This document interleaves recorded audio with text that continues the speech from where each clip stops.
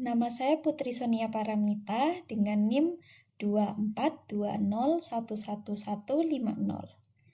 Di sini saya akan mempresentasikan mengenai materi dari mata kuliah Interaksi Manusia dan Komputer, yaitu tipografi. Yang pertama di sini ada definisi dari tipografi. Tipografi merupakan ilmu cetak atau seni percetakan. Tipografi merupakan teknik yang digunakan oleh para graphic designer untuk mengatur huruf agar bisa menarik ataupun mudah dimengerti oleh pembaca. Tipografi juga merupakan suatu teknik untuk menghidupkan suatu teks. Kemudian di sini ada perbedaan antara tipografi, jenis huruf, dan font. Tipografi adalah seni menyusun huruf untuk menciptakan komunikasi yang efektif. Lalu jenis huruf adalah desain visual yang memberikan karakter gaya khasnya. Sedangkan font adalah berkas digital yang memungkinkan jenis huruf ditampilkan di layar dan di media cetak. Kemudian di sini ada sejarah tipografi. Sejarah perkembangan tipografi dimulai dari penggunaan piktograf. Bentuk bahasa ini diantaranya dipergunakan oleh bangsa Viking Norwegia dan Indian Sioux. Di Mesir berkembang macam huruf hieratia yang terkenal dengan nama hieroglif pada sekitar zaman 1300 sebelum Masehi. Setelah adanya penemuan mesin cetak oleh Johannes Gutenberg di tahun 1440, maka revolusi industri dimulai. Sejak itu pula sudah mulai ada desain dalam cetak-mencetak. Di dunia ini ada banyak aksara. Aksara tertua di dunia adalah aksara paku. Aksara ini pertama ditemukan sekitar 3000 tahun sebelum Masehi lalu di lembah Sungai Efrat dan Tigris, sekarang Irak. Aksara ini kemudian dikembangkan oleh bangsa Sumeria dan menjadi cikal bakal terciptanya seluruh jenis aksara di dunia. Lalu ada aksara termuda, yaitu aksara Hangul yang diciptakan oleh Raja Sejong pada tahun 1443, di mana dinasti Joseon di Korea Selatan pada saat ini. Lalu, aksara yang paling sulit dipelajari dinobatkan pada aksara Mandarin, karena bahasa Mandarin sendiri mempunyai beberapa dialek. Aksara yang paling sering digunakan oleh orang di dunia adalah aksara Latin atau alfabet. Aksara ini sendiri pertama kali digunakan oleh bangsa Semit sekitar 2500 tahun lalu. Aksara Latin ini kemudian dikenal luas sebagai aksara Romawi pada abad ke-8 sebelum Masehi dan berkembang menjadi alfabet Inggris. Lalu ada aksara terindah yang ada di dunia ini adalah aksara Burmese yang berasal dari Myanmar. Penulisannya searah dengan jarum jam dan dibuat dengan bentuk lingkaran. Aksara tersebut terdiri atas 33 huruf konsonan dan 8 huruf vokal. Cara penulisan yang tidak lazim ditemukan pada aksara Thai dari Thailand. Aksara ini dinobatkan sebagai aksara terunik di dunia. Yang membuatnya unik yaitu huruf konsonan yang ditulis secara mendatar dari kiri dan kanan. Sementara huruf vokal ditulis di atas, bawah, kiri, atau kanan dari huruf konsonan. Kemudian perkembangan tipografi di Indonesia. Tipografi berkembang di Indonesia pada zaman penjajahan Belanda, di mana mereka mengenalkan sistem huruf Roman yang lebih general. Tipografi pada zaman penjajahan Belanda digunakan dalam penyiaran berita dan iklan dalam perdagangan. Adapun huruf di Indonesia sudah dikenal sebelum bangsa Eropa datang ke Indonesia, di mana bisa ditemukan adanya huruf aksara Jawa, Bali, Bugis, Makassar, dan Batak. Kemudian di sini ada klasifikasi huruf berdasarkan garis. Yang pertama ada Roman atau serif, yang kedua sans serif, yang ketiga script, yang keempat monospace, yang kelima dekoratif atau miscellaneous. Kemudian ada klasifikasi huruf berdasarkan lini masa sejarah dan fungsi. Yang pertama, black letter atau Old English atau tekstural. Yang kedua, humanis atau Venetian. Yang ketiga, old style. Yang keempat, transitional. Yang kelima, modern atau Didon. Yang keenam, slab serif atau Egyptian rupa. Yang ketujuh, sans serif. Yang kedelapan, display atau dekoratif, dan yang kesembilan, script dan kursif. Kemudian di sini ada komponen anatomi huruf. Yang pertama ada baseline. Baseline merupakan garis maya horizontal yang menempatkan huruf-huruf dalam posisi sejajar. Kemudian ada cap height, yaitu garis maya horizontal yang menjadi batas dari bagian teratas dari badan huruf kecil. Kemudian ada midline, yaitu garis maya horizontal yang menjadi batas dari bagian teratas dari badan huruf kecil. Untuk gambarnya bisa dilihat pada layar. Kemudian masih ada 3 lagi dari komponen anatomi huruf. Yang keempat yaitu X-height, tinggi dari badan huruf kecil tanpa ascender dan descender, dimulai dari baseline hingga midline. Bisa dilihat pada gambar di sebelah juga.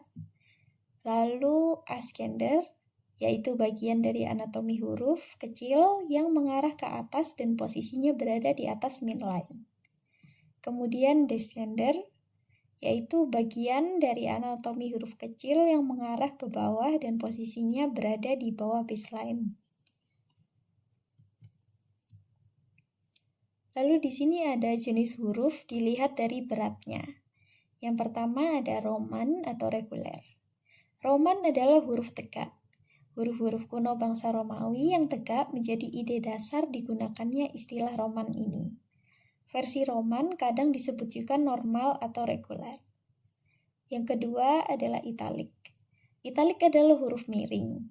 Style ini dari sejak abad 16 mulai digunakan sebagai empasis dan pendukung style Roman. Padahal pada mulanya, italic adalah sebuah typeface tersendiri sebagai alternatif pengganti huruf tegak yang dianggap terlalu boros tempat. Kemudian yang ketiga adalah bold. Bold adalah huruf tebal. Style bold sangat sering dijumpai sebagai empasis dalam teks. Sejarahnya sendiri dimulai pada sekitar abad ke-18 sampai 19 Masehi. Waktu itu hanya tersedia slab serif untuk menonjolkan atau menekankan sebuah teks, namun dianggap terlalu kuat. Kemudian di sini ada elemen-elemen pendukung tipografi. Ada 3, yaitu gambar, warna, dan huruf, yang terdiri dari huruf teks dan juga huruf judul. Kemudian prinsip-prinsip tipografi. Di sini ada 4. Yang pertama yaitu readability. Readability merupakan tingkatan ukuran seberapa mudah teks dapat dibaca. Readability ini dipengaruhi oleh beberapa faktor seperti kombinasi dan jarak setiap huruf. Yang kedua, legibility. Legibility adalah kemudahan dalam mengenali dan membedakan setiap huruf atau karakter. Prinsip ini wajib dimiliki oleh setiap huruf untuk menghindari dan memperkecil peluang dalam mengenali huruf.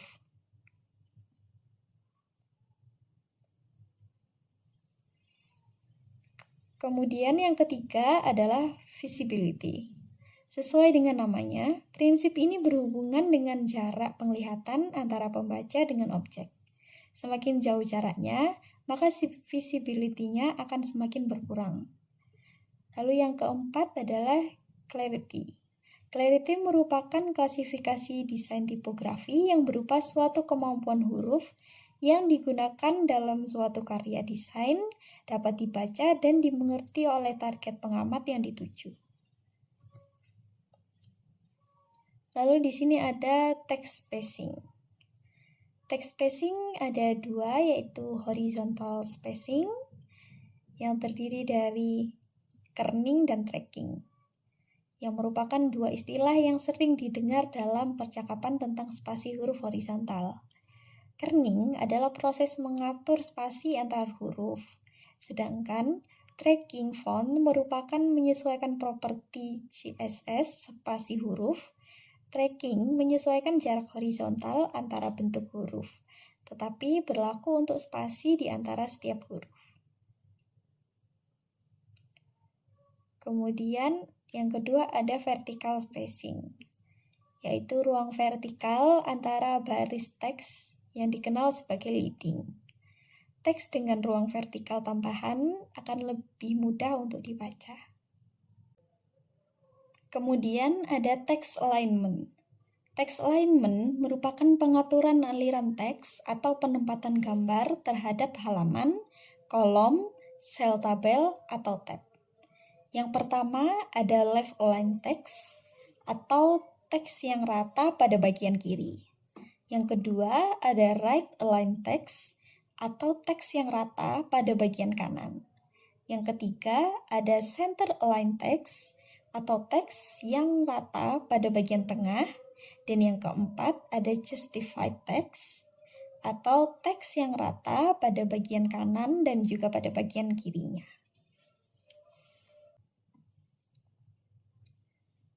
Kemudian tahap pemilihan huruf pada desain. Yang pertama, gunakan huruf untuk membuat tingkatan mulai dari judul, subjudul, dan paragraf. Tingkatan huruf digunakan untuk ukuran teks pada saat dibaca. Mata biasanya akan tertuju pada unsur yang dominan.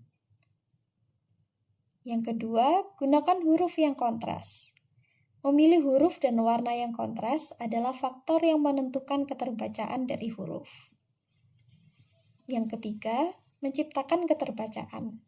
Memilih huruf dengan tingkat keterbacaan tinggi sangat penting untuk bagian paragraf, didukung oleh kontrasnya dengan latar belakang. Yang keempat, kreatif dalam menggunakan huruf dengan melakukan pengaturan pada spacing, kerning, leading, dan paragraf. Dapat lebih kreatif dalam menggunakan aplikasi grafis sehingga huruf yang digunakan terlihat lebih menarik. Yang kelima, gunakan huruf sesuai dengan konsep desain. Huruf memiliki karakter dan desain memiliki konsep. Maka pilihlah huruf yang sesuai agar dapat menambah penyampaian pesan pada desain. Kemudian ada psikologi tipografi. Yang pertama, serif. Typeface berserif sangat baik digunakan untuk menyampaikan pesan tradisional, klasik, ketahanan, dan elegan. Contohnya Times New Roman dan Garamond. Yang kedua, sans serif.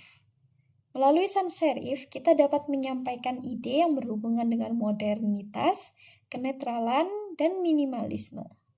Contohnya Arial, Verdana, Tahoma, dan Bauhaus. Yang ketiga, script atau handwritten, atau tulisan tangan. Jenis tipografi ini serupa dengan gaya tulisan tangan lama yang menimbulkan kesan romantis, anggun, percintaan, dan eksklusif. Contohnya Gothic, Brush, Lobster, dan Vivaldi. Yang keempat, dekoratif. Tipografi dekoratif sangat menggambarkan citra kreativitas, walaupun selain itu mampu menggambarkan berbagai mood tergantung komposisi yang digunakan. Contohnya Amatic SC, Courgette, Rie, dan Kutif. Kemudian tips untuk memilih tipografi yang sesuai. Yang pertama, ciptakan kontras dengan mencampur typeface serif dan sans serif. Yang kedua, pastikan pesan yang akan disampaikan jelas dan mudah dimengerti. Yang ketiga, jangan buat desain menjadi semacam katalog tipografi. Gunakan maksimal 2 typeface dalam satu desain. Dan yang terpenting, hindari penggunaan Comic Sans dan Papyrus. Manfaat tipografi di sini ada 6, yaitu mudah untuk dibaca, menarik perhatian, memberikan nilai atau value dan warna merek atau tone brand, menciptakan harmoni, memberikan kepribadian pada sebuah desain, dan membuat visual yang berdampak. Lalu di sini ada kesalahan umum dalam tipografi. Yang pertama, terlalu banyak jenis font dalam satu karya. Menggunakan lebih dari 2 atau 3 jenis font dapat membuat desain terlihat tidak kohesif dan membingungkan mata pembaca. Contohnya pada gambar, terdapat banyak typeface yang membuat tulisan tersebut tidak nyaman untuk dibaca dan juga berantakan. Yang kedua, mengabaikan hierarki tipografi. Jika semuanya terlihat sama besar dan menonjol, pembaca tidak tahu mana informasi yang harus diperhatikan terlebih dahulu. Contohnya seperti pada gambar, di mana ada huruf yang mulai dari besar, lalu lama-kelamaan menjadi lebih kecil. Yang ketiga, spasi huruf yang tidak seimbang. Kesalahan dalam pengaturan spasi ini bisa membuat teks terlihat terlalu padat atau terlalu renggang, yang dapat mengganggu kenyamanan membaca. Yang keempat, menggunakan font yang sulit dibaca. Misalnya, font script atau font dengan hiasan berlebihan mungkin cocok untuk judul atau elemen dekoratif, tetapi jangan menggunakannya untuk paragraf yang terlalu panjang. Contohnya seperti pada gambar. Yang kelima, warna kontras yang buruk. Menggunakan warna teks yang terlalu mirip dengan latar belakang akan membuat tulisan sulit dibaca. Contohnya pada gambar di samping, di mana warna latar belakang dan juga warna teks menggunakan warna yang sama-sama gelap, sehingga pembaca dapat kesulitan untuk membedakan mana latar belakang dan juga huruf-huruf yang ada. Yang keenam, menulis dalam huruf kapital sepanjang waktu. Penggunaan huruf kapital di seluruh kata atau kalimat bisa memberikan kesan seolah-olah berteriak. Yang ketujuh, lupa memperhatikan kesesuaian font dengan identitas visual. Memilih font yang tidak sesuai dengan pesan atau identitas visual bisa menciptakan kebingungan. Kemudian di sini ada pentingnya tren tipografi terbaru untuk desain web. Yang pertama, keterjangkauan. Dalam desain web, penggunaan tipografi yang jelas meningkatkan keterjangkauan situs web dengan membuat konten lebih mudah dikonsumsi oleh semua pengguna. Yang kedua, fokus pembaca. Tipografi profesional juga memungkinkan untuk menarik perhatian pembaca terhadap teks menggunakan berbagai elemen tipografi guna menonjolkan pesan yang penting di halaman web. Yang ketiga, hierarki visual. Tipografi membantu menentukan hierarki informasi dengan mengarahkan pembaca melalui suatu teks. Yang keempat, identitas merek. Dalam konteks digital, tipografi memainkan peran penting dalam membangun identitas merek. Oleh karena itu, menjaga konsistensi dalam penggunaan font dan skema warna sangatlah penting. Kemudian ada tren tipografi tahun 2024. Yang pertama, tipografi animasi atau animated with typography. Yang kedua, bertumpuk dengan elemen lain atau layering with other elements. Yang ketiga, gaya tulisan tangan atau handwriting style. Yang keempat, potongan dan penimpaan atau cutouts and overlays. Yang kelima, blok teks bertumpuk atau stack text blocks. Kemudian ada tren font tipografi dalam desain web.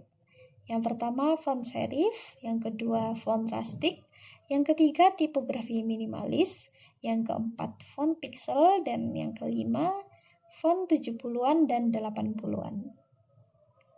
Kemudian di sini ada daftar pustaka dari materi yang saya ambil yang terdapat dari YouTube, buku, dan juga Google.